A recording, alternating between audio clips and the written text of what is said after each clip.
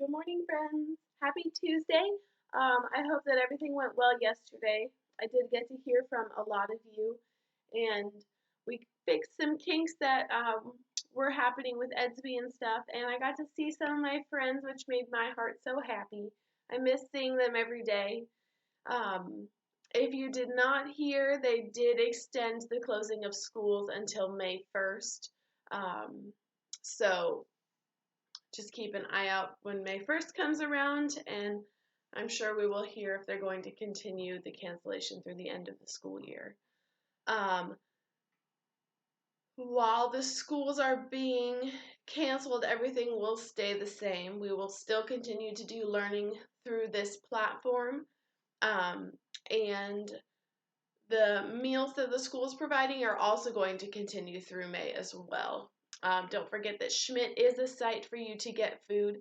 Anybody 18 and under is welcome to get some.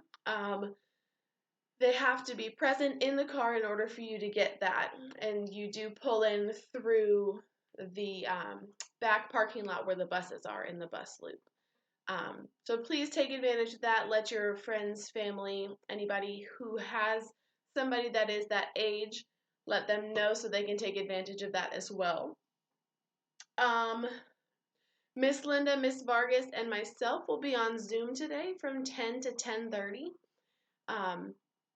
For you guys, you can drop by, you can say hi. We'll probably ask the kids some questions because we miss them so very much. So we will be there today from 10 to 10:30. We will also be there Thursday from 10 to 10:30. If you would like to chat with me today, I will be available from 12 to 1:30. I have a faculty meeting this afternoon, so I cannot be available at 2. So 12 to 1:30 today if you would like to talk to me. Update-wise, I think that's all that I have. Trying to see, but I think that's it. So for today's lessons, for fine motor, it is I can start and finish a puzzle. That's a great fine motor activity. It gets them to manipulate pieces and move them from one place to another. It also is a great way to develop that higher level thinking.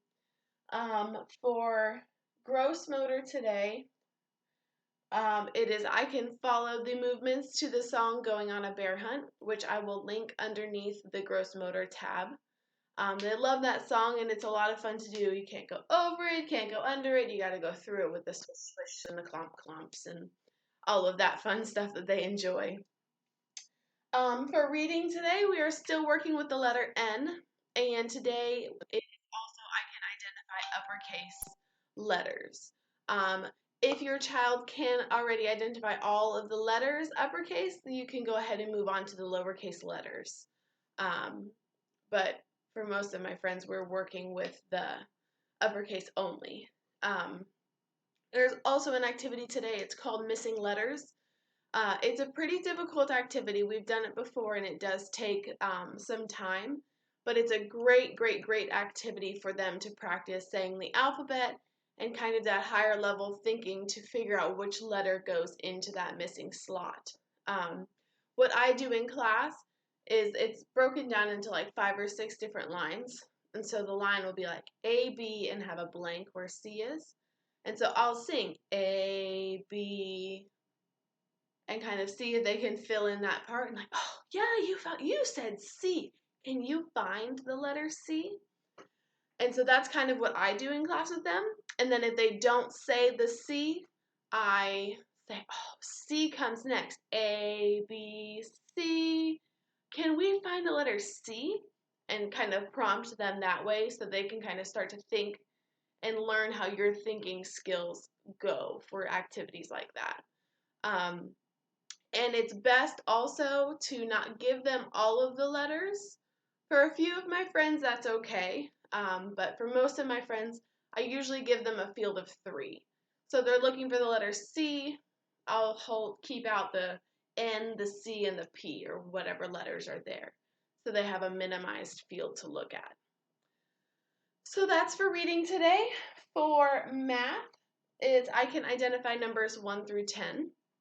And the activity that I put in today is a butterfly, and within the butterfly there are different numbers. And the directions say to roll a dice. I think it actually says 2 dice.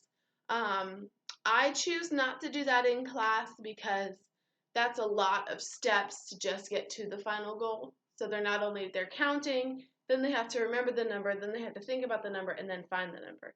That's a lot of steps for my friends. So I have a dice that I made that has just the written numbers on it versus the dots. But what you can do at home is just say, oh, we're going to find the number 6. Can you find the number 6? And then have them color it in or circle it or anything like that. Please make sure that you do upload those into Edsby for me. I created assignments for each of them. I do still have to keep running tabs of my student work. And please, on there, if you can, indicate how much assistance you had to give them to complete the activity. The 3 or 4 that I use is HOH for hand over hand. So if you actually had to manipulate their hands to complete the activity. Maximal assistance. So they really mostly relied on you to help them complete the activity. Minimal, meaning they need to do some, but not all the time. And independent is they did it completely by themselves. And please be honest with those. I know that it might be kind of weird to say, they really needed a lot of help, but that helps me do my instruction later on and helps me plan better. So if you could please do that, that would be super great. You can upload those to Edsby would be the best, but you could also send me a picture on Remind of them as well. For the read aloud today, I'm going to read a book called I Just Ate My Friend. I just got the book and it's super cute and I'm excited to read it for my friends. Social skills is I can say please and thank you.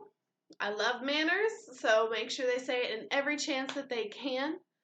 And for a lesson extension or more practice or a chance to get outdoors today, I linked a picture of a scavenger hunt. And it's a 5-cent scavenger hunt. And so that'll be a way to just get you guys outside, social distancing. Don't go too close to other people. Wash your hands. But it'll be a great chance to get them outside.